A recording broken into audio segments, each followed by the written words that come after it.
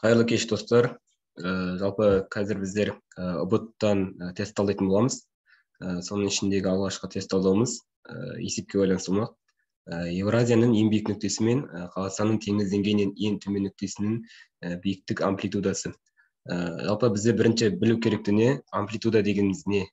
Оған тоқталып көрейік. Жалпы амплитуда дегеніміз міне интернет желісіне қарайтын болсақ, амплитуда ол географияда немесе метеорологияда немесе гидрологияда элементтер сипаттарының белгілі бір кезеңдегі ең көп және ең аз шамалары арасында айырма, яғни ең көп максимум және минимумдардың айырмасы, бір сөзбен айтқанда. Енді бұл жерде сұрақ тұр, Еуразияның ең биік нүктесі, яғни ең максималды нүктесі, және Қазақстанның теңіз деңгейінен ең төмен нүктесі, демек Қазақстанның минимумы жер бедерінің. Кеттік Евразияның ең биік нүктесі ретінде қараймыз. Жалпы Евразия, бұл бізде білеміз, Антарктидадан кейін биік құрлық жазық болған. Енді Евразияның ең биік шыңы ол Джомолунгма немесе Эверест, ол бізде 8848 метр. Кеттік, есептің берілгені бойынша жазып қоя берейік. 8848 метр. Және де екінші сұрақ бойынша Қазақстанның теңіз деңгейінен ең төмен нүктесі. Енді Қазақстанның жер бедерін қарайық. Қарайтын болсақ, міне интернет желісінде сықылған Каспий теңізінің шығыс жағалауында құрлықтық бөлігінің ең ойыс жері теңіз деңгейінен 132 метр төмен жатқан Қарақия ойысы, ол бізде Маңғыстау жеріндегі.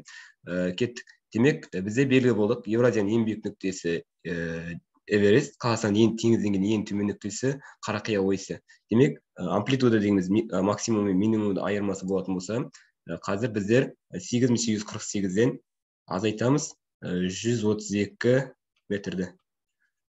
Сол кезде есептеп шығаратын болсаңыздар, біздерде дұрыс жауап Д жауабы болады. 8980 метр. То есть, мына жерде мынандай нәрсе бар, айтпақшы, 132 метр азайтқан кезде біздерде Қарақия ойысының алдында минус қойылады, себебі ол